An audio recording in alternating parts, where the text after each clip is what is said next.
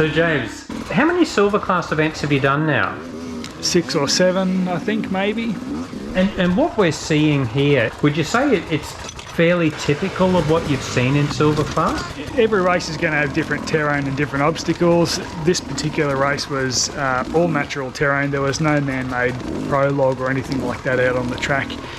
I think the rocky creeks were the main thing. So if you train in rocky creeks, fantastic.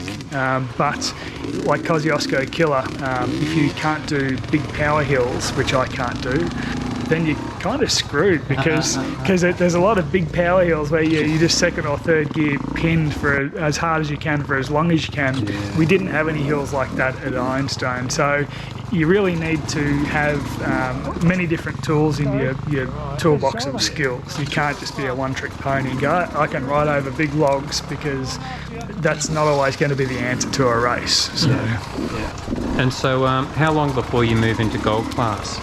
I'm happy sitting in silver. I've come to reality that I'm never going to be on the podium in silver, but I'm happy being in silver. It is a challenge for me. Every race is a challenge. My goal is just to get around the course. I don't want to place anywhere. I'm not a competitive person, and to be honest, every year these races, they are getting harder and harder. The course designers are making them more and more difficult. So I feel that if I can sort of keep on top of my training and developing my skills, which is a slow process, as long as I can get in there and have a crack and finish a race, I'm more than happy with that. Well, the interesting thing too is I guess we've had our own little personal taste of what's needed to get into gold class because of Ben Gilmore, who is a good riding friend of ours. Some of you in the Australian Hard Enduro scene will know him.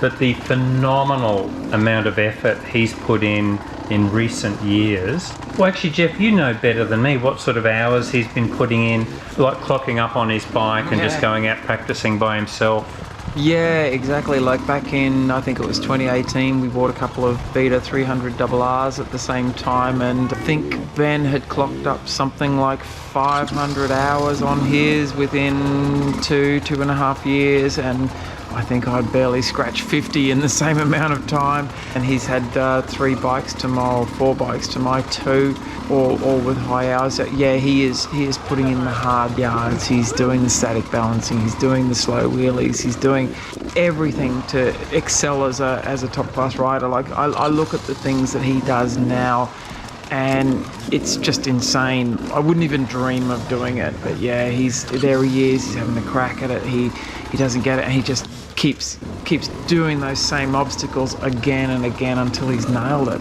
And that's the difference. Like he's prepared to put in that hard effort and ride hard and train, whereas I'm not. And I'm happily sitting back in bronze, taking 3 hours to do a trail that he'd do in probably an hour and 15 or something. But kudos to him. I'm happy, and but he is certainly pushing himself, and no doubt he'll probably do gold at some stage in the near future. Yeah, definitely ready for gold, Captain Benji. Yeah, and I know a lot of people would look at him and just say, oh well, he's a natural, and look, maybe there's an element of that, but I really do think it comes down to the hours. You put in the time, and it's a little beef of mine actually with society sometimes as it stands, that people are looking for the easy way. They're looking for the life hacks, and you see these fucking YouTube videos, 4 tips for easy wheelies. 10 things you're doing wrong, and then and yet an actual video like that they'll show drills. We'll get 1/10 of the amount of views, but the 5 things you're doing wrong video will get 200,000 hits in 12 hours. There is no easy path to success, but if you put in the time and you put in the effort, you will get better over time. You've just got to commit to it. I've definitely seen the phenomenal improvement in your standard, and it's because of all that hard work, Max. So well done, and congratulations on finishing a silver lap. We should mention where you finished. Oh, where did I finish? I'm not too sure. We'll have to do a fact check on that one. It was at least mid-pack. Yeah, it was. I think it was pretty well close to bang on mid-pack, which is, I think, is about where I prologued as well. So I kind of, the prologue, kind of panned out in the race format as well. So that's I'm happy with where I finished. So mate, well done. If anybody's getting into hard enduro or thinking of going from bronze to silver, just remember there are some incredibly dodgy training videos out there, and I'd just do your best to avoid them. Cross-training enduro, you didn't hear that from me.